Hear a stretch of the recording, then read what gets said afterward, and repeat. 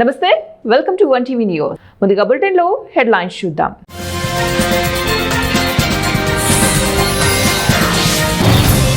ముల్లాలు వెళ్లిపోవాలి. Islamic పాలనకు వ్యతిరేకంగా ఇరాన్లో ఆందోళనలు.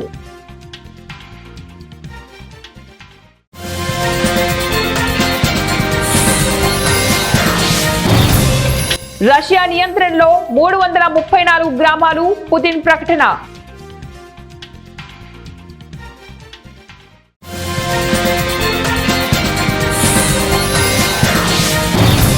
భారత్ బంగ్లా సరిహద్దుల్లో కంచె వేయలేకపోతున్నాం. కేంద్ర హోంమంత్రి అమిత్ షా. ఇరాన్లో 3 ఏళ్ల తర్వాత మరోసారి భారీ స్థాయిలో ఇస్లామిక్ పాలనకు వ్యతిరేకంగా ఆందోళనలు జరుగుతున్నాయి. 2022-23లో మత్సా అమీనీ హిజాబ్ వేసుకోలేదని అక్కడి మొరాలిటీ పోలీసులు తీవ్రంగా దాడి చేశారు. ఆ తర్వాత ఆమె చనిపోయింది. అప్పుడు అక్కడి యువత, మహిళలు పెద్ద ఎత్తున హిజాబ్ వ్యతిరేక ఆందోళనలు చేశారు. 3 ఏళ్ల తర్వాత మరోసారి ఇరాన్లో ఆయతొల్లా అలీ ఖమేనీ ప్రభుత్వానికి వ్యతిరేకంగా ప్రజలు రోడ్డుపైకి వచ్చారు. ఉక్రెయిన్తో కొనసాగుతున్న యుద్ధంపై రష్యా అధ్యక్షుడు వ్లాదిమిర్ పుతిన్ కీలక ప్రకటన చేశారు. ఉక్రెయిన్లో మరిన్ని ప్రాంతాలను ఆక్రమించుకోవడం ద్వారా రష్యా ముందుకు సాగుతుందని అధ్యక్షుడు వ్లాదిమిర్ పుతిన్ ప్రకటించారు. డొనెట్స్కీ, ఖెర్సన్, జపోర్జియా ప్రాంతాలను రష్యాలో కలుపుకుంటామని పుతిన్ వెల్లడించారు. ప్రాంతాలన్నింటినీ దశల వారీగా స్వాధీనం చేసుకుంటామని పుతిన్ పేర్కొన్నారు. తూర్పు ఉక్రెయిన్లోని డొనెట్స్కీ ప్రాంతంలోని డిబ్రోవా గ్రామాన్ని స్వాధీనం చేసుకున్నట్లు రష్యా ప్రకటించింది. డొనెట్స్కీలోని స్లోవియన్స్కీలో రష్యా జరిపిన షెల్లింగ్లో ఒకరు మరణించగా మరో 5 మంది గాయపడ్డారు. జపోరియాజీలో కూడా రష్యా జరిపిన దాడిలో ఒకరు మరణించారు. ఈ ఏడాది ఉక్రెయిన్లో 6,460 చదరపు కిలోమీటర్ల భూభాగాన్ని రష్యా స్వాధీనం చేసుకున్నట్లు జనరల్ వాలరీ గెరాసిమోవిచ్ తెలిపారు. ఇందులో 334 గ్రామాలు కూడా ఉన్నాయన్నారు. ఫ్లోరిడాలో అమెరికా అధ్యక్షుడు డొనాల్డ్ ట్రంప్, ఉక్రెయిన్ అధ్యక్షుడు జెలెన్స్కీ మధ్య జరిగిన చర్చల విఫలమైన కొద్దిసేపటికి పుతిన్ సైనిక యూనిఫామ్లో కమాండర్ల సమావేశానికి హాజరయ్యారు. ఎన్నికల ప్రయోజనం కోసం తృణమూల్ కాంగ్రెస్ పార్టీ బంగ్లాదేశీయుల చొరబాట్లను ప్రోత్సహిస్తోందని, రాష్ట్ర ప్రభుత్వం అవసరమైన భూమిని కేటాయించకపోవడం వల్లనే భారత్ బంగ్లాదేశ్ సరిహద్దుల్లో కేంద్ర ప్రభుత్వం కంచె వేయలేకపోయిందని కేంద్ర హోంమంత్రి అమిత్ షా ఆరోపించారు. పశ్చిమ బెంగాల్లో 3 రోజుల పర్యటనలో భాగంగా కోల్కతాలో బీజేపీ నిర్వహించిన విలేకరుల సమావేశంలో ఆయన మాట్లాడుతూ, సరిహద్దుల్లో చొరబాట్లు కేవలం బెంగాల్కు సంబంధించిన సమస్య మాత్రమే కాదని మొత్తం దేశానికి సంబంధించిన సమస్య అని వ్యాఖ్యానించారు. దేశంలోకి చొరబాటుదారులను నిలువరించేందుకు నేషనల్ గ్రిడ్ ఏర్పాటు చేస్తామని ప్రకటించారు. 2026 ఎన్నికల్లో రాష్ట్రంలో బీజేపీతోనే అధికారంలోకి వస్తోందని ఆశాభావం వ్యక్తం చేశారు. తాము ప్రభుత్వాన్ని ఏర్పాటు చేసిన వెంటనే సరిహద్దుల వద్ద చొరబాట్లను ఆపుతామని, అక్రమ వలసదారులను బెంగాల్ నుంచి తరిమి కొడతామని హామీ ఇచ్చారు. హింసాత్మక రాజకీయాలను సృష్టించడంలో వామపక్షాలను టీఎంసీ అధిగమించిందని అమిత్ షా ఆరోపించారు. మమత పాలనలో రాష్ట్రంలో హింస, అవినీతి రాజ్యమేలాయని, ఆమె అవినీతి వల్లే 15 ఏళ్లుగా బెంగాల్ అభివృద్ధి కుంటుపడిందని పేర్కొన్నారు. కేంద్ర ప్రభుత్వం అందించే పథకాలు కూడా ఇక్కడి ప్రజలకు అందకుండా టీఎంసీ పార్టీ అడ్డుకుంటోందని ఆరోపించారు. ఆ పార్టీకి తగిన గుణపాఠం చెప్పాలంటే బీజేపీని గెలిపించాలని ప్రజలను కోరారు. తాము అధికారంలోకి వస్తే బెంగాల్లో పరిశ్రమలు ఏర్పాటు చేసి ఉద్యోగాలు ఇప్పిస్తామని, రాష్ట్రాన్ని అభివృద్ధి బాటలో నడిపిస్తామని స్వామి వివేకానంద, బంకించంద్ర చటోపాధ్యాయ, గురుదేవు రవీంద్రనాథ్ ఠాగూర్, శ్యామప్రసాద్ ముఖర్జీ ఊహించిన బెంగాల్ను నిర్మించడానికి కృషి చేస్తామని హామీచ్చారు. తెలుగుదేశం పార్టీలో కష్టపడే ప్రతి కార్యకర్తకు ప్రత్యేక గౌరవం లభిస్తుందని ఎమ్మెల్యే బోనెల విజయచంద్ర అన్నారు. తెలుగుదేశం ప్రభుత్వం అధికారంలోకి వచ్చిన ఏడాది కాలంలో సుపరిపాలన తొలి అడుగు కార్యక్రమం ద్వారా ప్రజలకు సేవలు అందించిన నియోజకవర్గం. తెలుగుదేశం నాయకులకు ముఖ్యమంత్రి చంద్రబాబు నాయుడు, మంత్రి నారా లోకేష్ సంతకాలతో కూడిన ప్రశంసా పత్రాలను మంగళవారం ఆయన పంపిణీ చేశారు. ఈ సందర్భంగా ఎమ్మెల్యే మాట్లాడుతూ, తెలుగుదేశం పార్టీలో ప్రతి కార్యకర్త పార్టీ అధినేతతో సమానమేనని చంద్రబాబు పలు సందర్భాల్లో స్పష్టం చేశారని, పార్టీలో ప్రతి కార్యకర్తకు అంతటి గౌరవం లభిస్తుందని అన్నారు. తెలుగుదేశం ప్రభుత్వం అధికారంలోకి వచ్చిన తర్వాత పార్టీతో అనుసంధానమై అభివృద్ధి, సంక్షేమ కార్యక్రమాలు సాగుతున్నాయని వెల్లడించారు. ప్రభుత్వ కార్యక్రమాలను ప్రజల్లోకి విరివిగా తీసుకెళ్లే నాయకులు, కార్యకర్తలను ప్రశంసా పత్రాలతో సత్కరించడం ఆనందంగా ఉందన్నారు. తెలుగుదేశం పార్టీ క్రమశిక్షణకు మారుపేరని వివరించారు. చేసిన ప్రతి కార్యకర్తకి పార్టీ ప్రభుత్వానికి ఎలాగ అనుసంధానంగా పనిచేస్తుందనే విషయాన్ని రోజు గుర్తు చేసుకోవాల్సిన అవసరం ఉంది. ప్రభుత్వం ఏర్పడిన తర్వాత 1 సంవత్సరంలో సుపరిపాలనలో తొలి అడుగు అనే కార్యక్రమాన్ని ప్రభుత్వ పథకాలని ప్రజల్లోకి తీసుకెళ్లడంలోని ఎవరైతే సఫలీకృతులయ్యారో ఆ కార్యకర్తలందరికీ పార్టీ అధిష్టానం ఈరోజు ప్రశంసా పత్రాలు పంపించింది. అది ప్రశంసా పత్రం అంటే డైరెక్ట్గా నారా చంద్రబాబు నాయుడు గారు, లోకేష్ గారు సిగ్నేచర్ పెట్టి ఇచ్చిన ప్రతి కార్యకర్తకి, అంటే కార్యకర్తకి అధినాయకుడు ప్రశంసిస్తే ఎంత ఆనందం వస్తుందో ప్రతి ఒక్కరికి తెలిసిందే. ఈరోజు వాళ్ళతో పాటు ఆనందాన్ని పంచుకోవడం నాకు చాలా ఆనందంగా అనిపించింది. ఈరోజు ఎవరైతే సుపరిపాలన తొలిగడుగు కార్యక్రమాన్ని విస్తృతంగా వారి పరిధుల్లో, వారి గ్రామాల్లో, వారి వార్డుల్లో తిరిగి ప్రజలకి చేరువ చేశారో వాళ్ళందరికీ రికగ్నైజేషన్ పత్రాలు ఇవ్వడం చాలా ఆనందంగా అనిపించిందనే విషయాన్ని ఈరోజు తెలియజేసుకుంటూ, తెలుగుదేశం పార్టీ క్రమశిక్షణ కలిగిన పార్టీ, తెలుగుదేశం పార్టీకి ఒక సిద్ధాంతం, తెలుగుదేశం పార్టీకి ఒక క్యాడరు, దానిపైన నాగర్ కర్నూలు జిల్లా వెల్దండ సమీపంలో హైదరాబాద్ శ్రీశైలం జాతీయ రహదారిపై రోడ్డు ప్రమాదం జరిగింది. కల్వకుర్తి నుంచి హైదరాబాద్ వెళ్తున్న ఖాళీ గ్యాస్ సిలిండర్ వాహనం ఎదురుగా వస్తున్నటువంటి బొలెరో వాహనాన్ని ఢీకొన్నాయి. ఈ ఘటనలో గ్యాస్ సిలిండర్ వాహనం అదుపు తప్పి బోల్టా పడింది. డ్రైవర్కు, బొలెరో వాహనదారులకు స్వల్ప గాయాలయ్యాయి. ట్రాఫిక్ కు అంతరాయం ఏర్పడటంతో భారీ క్రేన్ సహాయంతో గ్యాస్ సిలిండర్ వాహనాన్ని తొలగించి వెల్దండ పోలీసులు దర్యాప్తు చేపట్టారు. నిర్మల్ జిల్లా కొండాపూర్ గ్రామానికి చెందిన చిన్నయ్య అనే వ్యక్తి భూమి కొలతల నిమిత్తం ల్యాండ్ సర్వేయర్ బాలకృష్ణను సంప్రదించగా ఆయన 15,000 రూపాయల లంచం డిమాండ్ చేశారు. ఇందులో 5,000 రూపాయలు ముందే చెల్లించగా మిగతా 10,000 రూపాయల నుంచి 7,500 రూపాయల వరకు కుదించారు. సాయంత్రం 4:30 గంటల ప్రాంతంలో చిన్నయ్య, బాలకృష్ణ మరియు అసిస్టెంట్ నాగరాజుకు ఇస్తూ ఉండగా ఏసీబీ అధికారులు దాడి చేసి రెడ్ హ్యాండెడ్ గా పట్టుకున్నారు.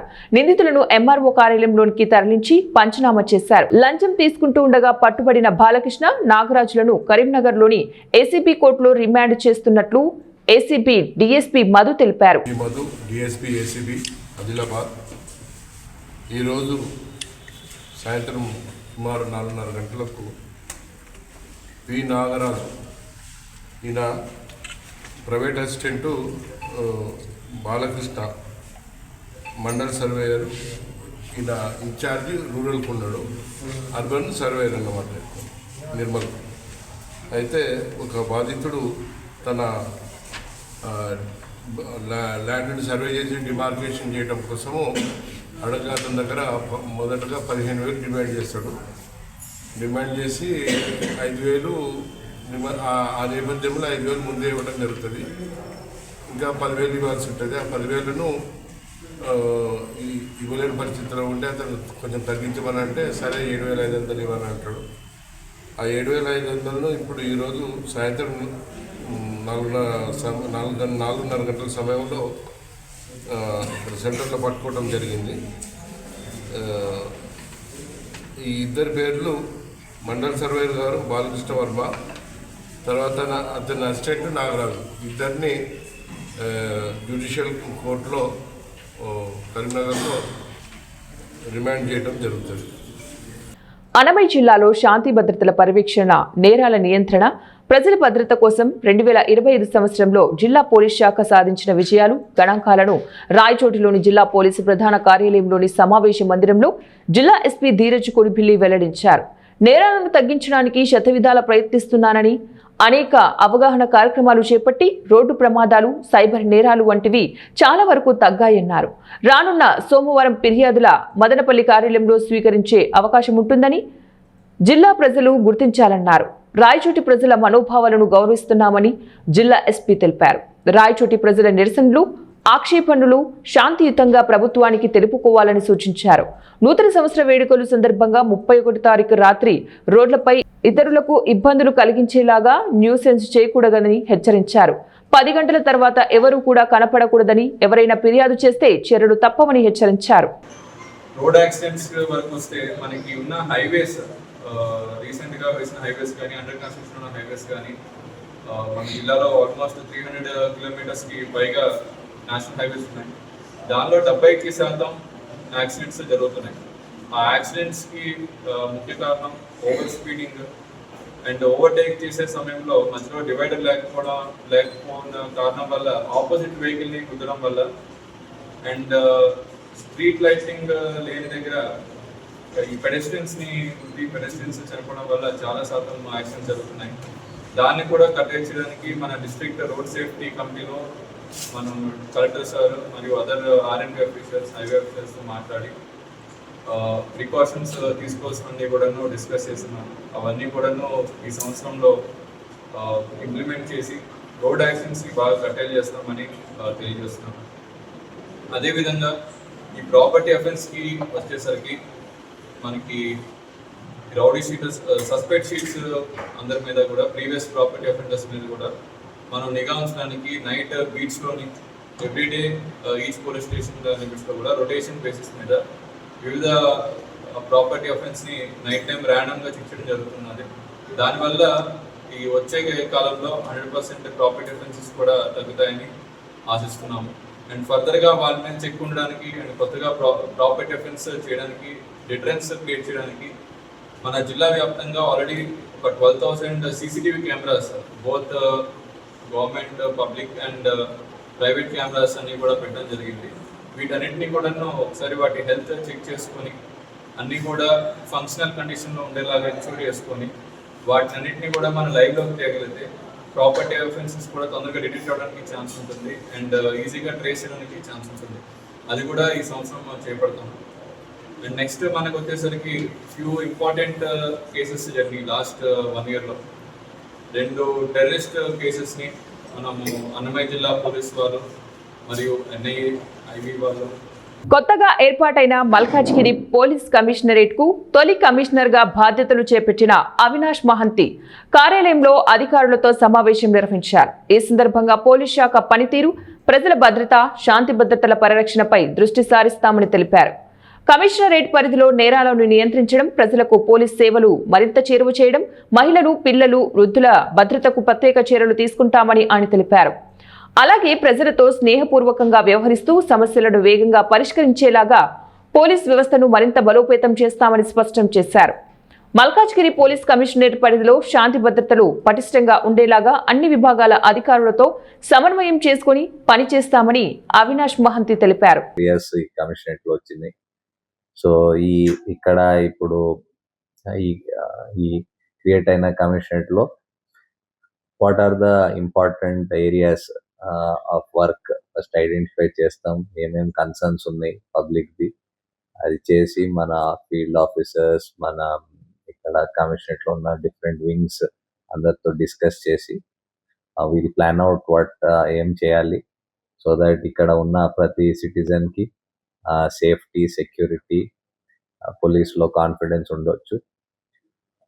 మనకి పోలీస్ విజిబుల్గా ఉండాలి. పబ్లిక్ వస్తే పోలీస్ స్టేషన్లో వాళ్ళకి కంప్లైంట్ నమోదు అవ్వాలి, ఇన్వెస్టిగేషన్ సరిగా అవ్వాలి. మనకి ట్రాఫిక్ ఇప్పుడు చాలా ఇంపార్టెంట్ ఇష్యూ. ప్రతి ఏరియాలో, సిటీలో బాగా డెవలప్మెంట్ అయింది కాబట్టి వెహికల్స్ కూడా పెరిగినాయి. సో ఎలాగ ట్రాఫిక్ మేనేజ్మెంట్ చేసుకోవాలి, మన దగ్గర ఉన్న మ్యాన్ పవర్ ఎంత మంచిగా యూటిలైజ్ చేసి ఎంత బెస్ట్ సర్వీసెస్, పోలీస్ సర్వీసెస్ ఇవ్వచ్చు, అది wheel plan. Okay sir, new year వేడుకలకు ఎలాంటి ఆంక్షలు విధించబోతున్నారు సార్? న్యూ ఇయర్ కి ఐ థింక్ ఇప్పుడు వరకు ప్లానింగ్ అయ్యి ఉండొచ్చు. Will have a discussion. New year కి ఈవెంట్స్, జరిగిన ఈవెంట్స్ అందరు పర్మిషన్ తీసుకోవాలి, టైమింగ్స్ కి అడ్హియర్ చేయాలి. సేఫ్టీ, సెక్యూరిటీకి కావాల్సిన precautions, cameras, adequate lighting, security staff, parking, ఇవన్నీ అరేంజ్మెంట్స్ చేసుకోవాలి. స్పెషల్లీ ఇప్పుడు ఈవెంట్స్కి మహిళలు, పిల్లలు అందరూ వస్తున్నారు అండ్ సో వాళ్ళ సేఫ్టీ అండ్ సెక్యూరిటీ కూడా దృష్టిలో పెట్టుకొని అరేంజ్మెంట్స్ చేయాలి. సో అది కాకుండా నైట్లో రోడ్లో మూవ్మెంట్, పబ్లిక్ తిరగడం, అవన్నీ మీద కూడా మేము అడిక్వేట్ అరేంజ్మెంట్స్ చేస్తాం. సైబరాబాద్ కి ఇప్పుడు మల్కాజ్గిరి కనెక్షన్, సో చార్జ్ చేసుకున్నాం, డిఫరెంట్ గా ఉంటుందని భావిస్తున్నాం. ప్రతి ఏరియాకి ఏదో కొత్త ఎలిమెంట్స్ ఉంటాయి.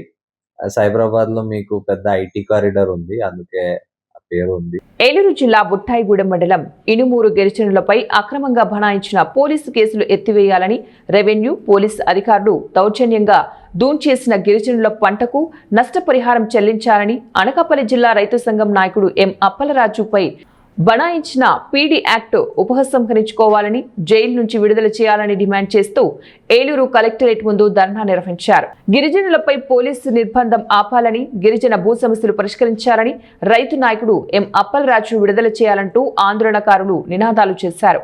ఈ ధర్నాను ఉద్దేశించి ఆంధ్రప్రదేశ్ రైతు సంఘం జిల్లా కార్యదర్శి క్రే శ్రీనివాస్, కాంగ్రెస్ పార్టీ జిల్లా అధ్యక్షులు రాజ్నార్ రామ్మోహన్ రావు, ఆంధ్రప్రదేశ్ వ్యవసాయ కార్మిక సంఘం జిల్లా కార్యదర్శి పి రామకృష్ణ, సిపిఎం జిల్లా కార్యదర్శి డిఎన్విడి ప్రసాద్, నగర కార్యదర్శి రవికుమార్ తదితరులు పాల్గొన్నారు.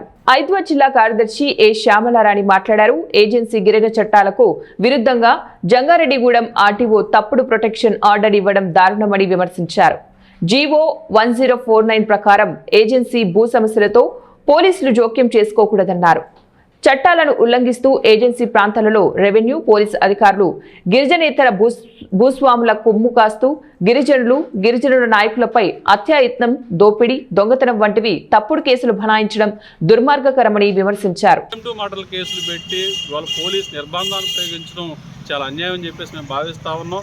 మరోవైపు కూడా చూస్తూ ఉన్నాం, అనకాపల్లి జిల్లాలో రైతు సంఘం నాయకుడు ఎం అప్పలరాజు గారు ఆ ప్రాంతంలో బల్క్ డ్రగ్స్ ఎట్లాంటి కార్పొరేట్ సంస్థలు భూములు సేకరణ చేస్తూ ఉంటే అక్కడ ఉన్న మత్స్యకారులు రైతాంగ పక్షాన్ని పోరాటం చేస్తే అతని మీద పీడీ యాక్ట్ పెట్టి ఇవాళ అరెస్ట్ చేసి ఇవాళ విశాఖపట్నం సెంట్రల్ జైలుకి తరలించడం జరిగింది.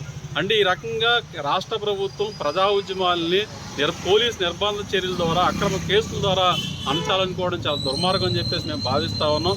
కాబట్టి ఏదైతే ఇనుమూరు గిరిజన భూ సమస్య ఏదైతే చాలా దురదృష్టకరం. ఇలాంటి భవిష్యత్తులో జరగకుండా మరి సరైన చర్యలు తీసుకోవాల్సిన అవసరం ఉంది. ఎందుకంటే పేదవారు మరి గిరిజనులు వేరే ఆధారం లేకుండా అక్కడ వన యాక్ట్ చట్టం కూడా ఉంది. మరి ఆ చట్టాన్ని కూడా అతిక్రమించి మరి వీళ్ళు ఏదో కోర్టు నుంచి తెచ్చుకున్నారు వాళ్ళవే అని చెప్పి అగ్రవర్ణాలకి వత్తాసు పలకడం అధికార యంత్రాంగం కావచ్చు, పోలీసు వారు కావచ్చు, దాన్ని తీవ్రంగా ఖండిస్తూ మరి ఎవరైతే గిరిజనులు న్యాయంగా అక్కడ ఉన్నారో వాళ్ళు వ్యవసాయం మీద ఆధారం సాగు చేసుకుంటున్న ప్రభుత్వ భూమి 7.5 ఎకరాల భూమిని రెవెన్యూ శాఖ అధికారులు, పోలీసులు ఇద్దరు భూస్వాముల పక్షాన ఒక్కటయ్యి వేసిన పంటని 7.5 ఎకరాల మొక్కజొన్న తీరిని అధ్వానంగా ధ్వంసం చేశారు. ట్రాక్టర్తో దుక్కు దున్ని నాశనం చేశారు. ఇది వ్యవసాయ కార్మిక సంఘం తీవ్రంగా ఖండిస్తాం. దీన్ని ఎదుర్కొన్న ఆదివాసీ గిరిజన నాయకుల పైన ఎక్కడ ఆదివాసీ గిరిజన సంఘం జిల్లా అధ్యక్షుడు తెల్ల రామకృష్ణ మీద, పోలీసు నాయకుల మీద పీడీ యాక్ట్ పెట్టడం కోసం వాళ్ళపైన దౌర్జన్యం చేసి అత్యంత పవిత్రమైన ముక్కోటి ఏకాదశి మహాపర్వదినం సందర్భంగా కోనసీమ తిరుమల వాడపల్లి వెంకటేశ్వర స్వామి వారి ఆలయం ఇలవైకుంఠాన్ని తలపించింది. గౌతమి గోదావరి గలగలలు ఒకవైపు, వేలాది భక్తుల గోవింద నామస్మరణ మరోవైపు. ఉభయ తెలుగు రాష్ట్రాల నుంచి తరలివచ్చిన భక్తజనంతో వాడపల్లి మాడవీధులన్నీ కూడా కిటకిటలాడాయి. గోవిందా గోవిందా అంటూ ఎర్రచందనమూర్తిని భక్తులు దర్శించుకుని పులకితులయ్యారు. అమలాపురం పార్లమెంటు సభ్యులు Ganti Harish Mathur, Kothapeta MLA Bandaru Satyanandarao, Kothapeta Janasena party incharge Bandaru Srinivasarao, రాష్ట్ర BC finance corporation chairman Reddy Ananthakumari Subrahmanyam దంపతులు, జాయింట్ కలెక్టర్ నిశాంతి, పలువురు ప్రముఖులు స్వామివారిని ఉత్తర ద్వారం ద్వారా దర్శనం చేసుకున్నారు.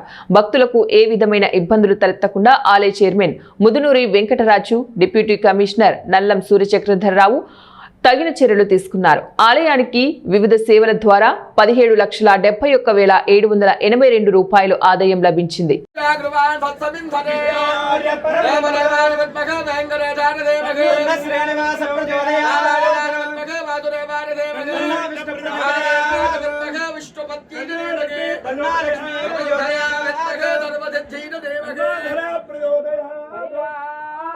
మల్కాజ్గిరి సర్కిల్లోని వైష్ణవ దేవాలయాల్లో వైకుంఠ ఏకాదశి సందర్భం నుంచి భక్తులతో కిటకిటలాడాయి.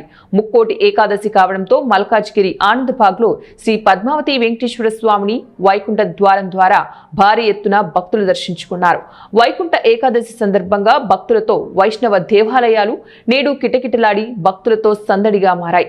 ఉదయం నుంచే దర్శనాలు, సాయంకాలం వరకు ఏమాత్రం తగ్గకుండా స్వామివారి ఊరేగింపు, సాంస్కృతిక కార్యక్రమాలు నిర్వహించగా భక్తుల కోలాహలం మధ్య అంగరంగ వైభవంగా నిర్వహించారు.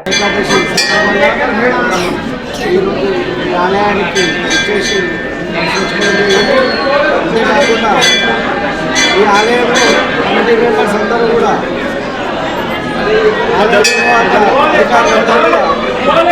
ఎంతో ఘనంగా ఏర్పాటు చేయడం జరిగింది. భక్తులకు ఎలాంటి అసౌకర్యాలు కలగకుండా, వారు ఎలాంటి ఇబ్బందులు పడకుండా ఇక్కడ ప్రతి ఒక్క అంశాన్ని వాళ్ళు భక్తులకు ఎలాంటి ఇబ్బందులు లేకుండా ఏర్పాట్లు చేయడం జరిగింది.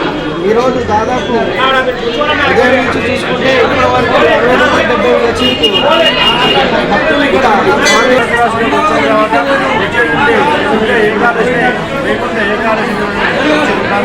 ఈరోజు దాదాపుగా అనేక దేవాలయాన్ని కూడా అటువంటి వైభవంగా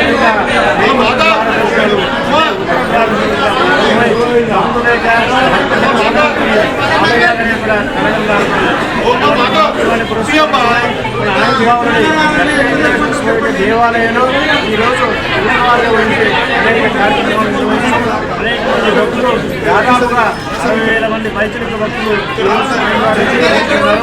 ఇటువంటి కార్యక్రమానికి మా ఆలయ అధికారులు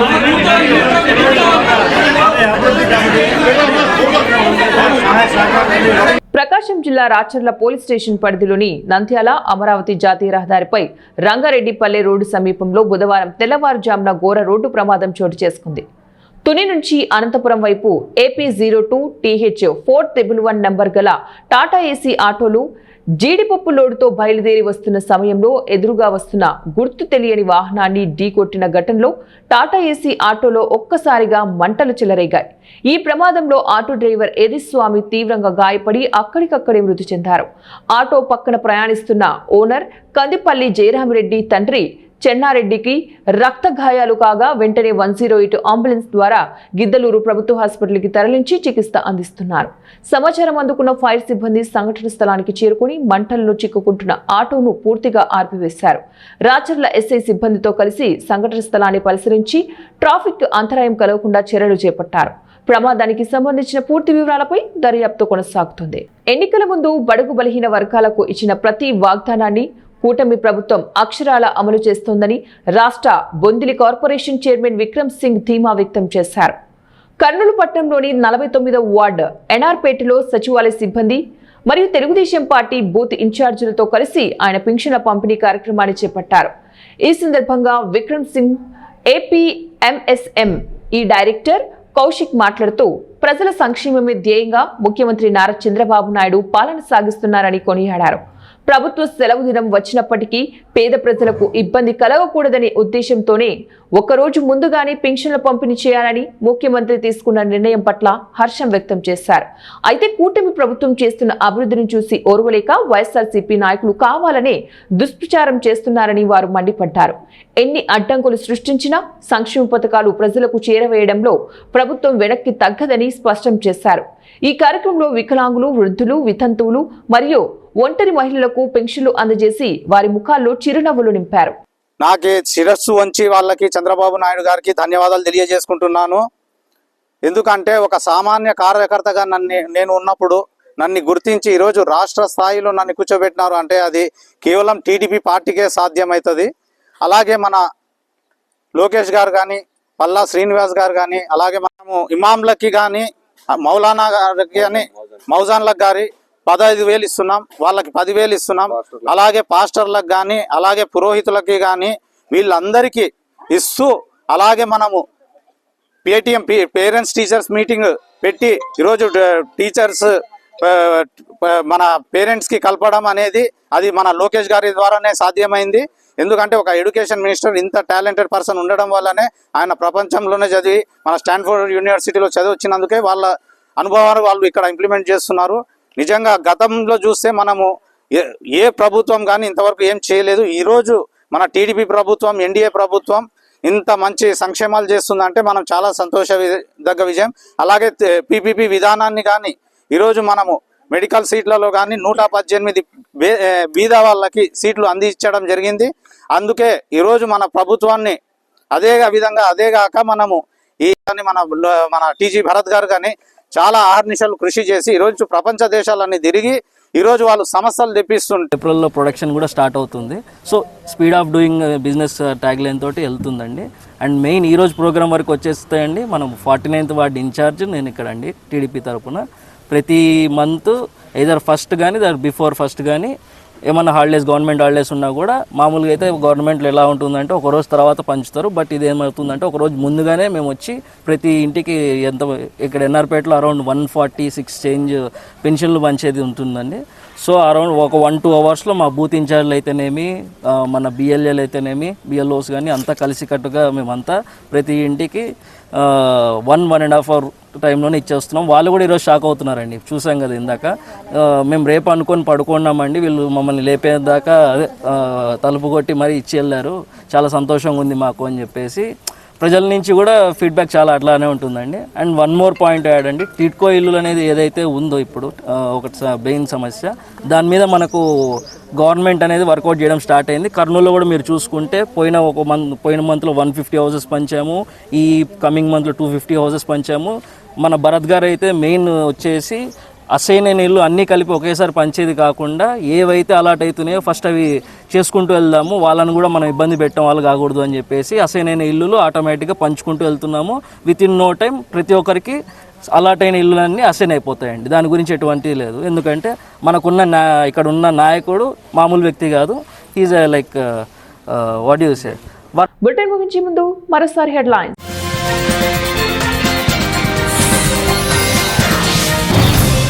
ముల్లాలు వెళ్లిపోవాలి, ఇస్లామిక్ పాలనకు వ్యతిరేకంగా ఇరాన్లో ఆందోళనలు.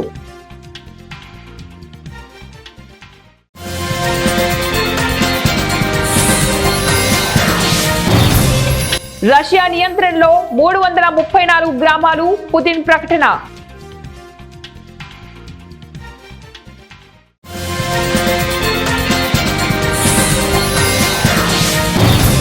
భారత్ బంగ్లా సరిహద్దుల్లో కంచె వేయలేకపోతున్నాం, కేంద్ర హోంమంత్రి అమిత్ షా.